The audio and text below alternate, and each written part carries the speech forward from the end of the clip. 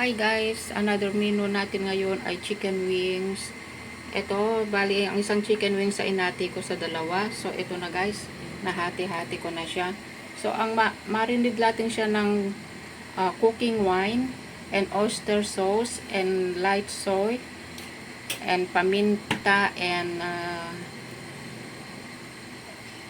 little bit cornstarch and sugar.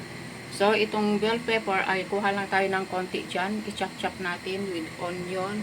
Tapos yung garlic. Tapos, ito i-fried lang natin yan. Pang-topping lang natin yung mga ingredients. So, i-fried na natin guys yung chicken wings. Kailangan na 3 hours na nakamarinate yan. So, guys, ito na guys ang format ng ating chicken wings na marinade na yan. At ito yung tatlong klaseng bell pepper, chopped garlic. Ang pang-sauce lang natin ay oyster sauce. So, let's cook. Guys, deep fried muna natin ito. Tapos, set aside natin. Tapos, ano na tayo ng garlic. After na na-fried natin ito.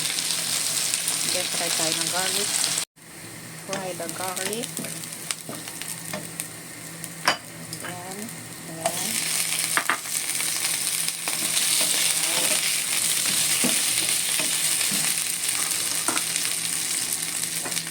Oyster sauce.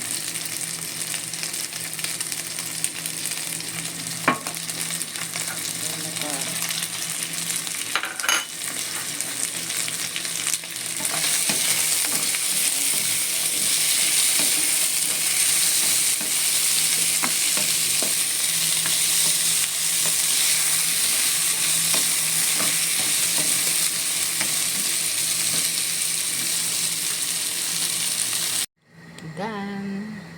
Yummy, so yummy.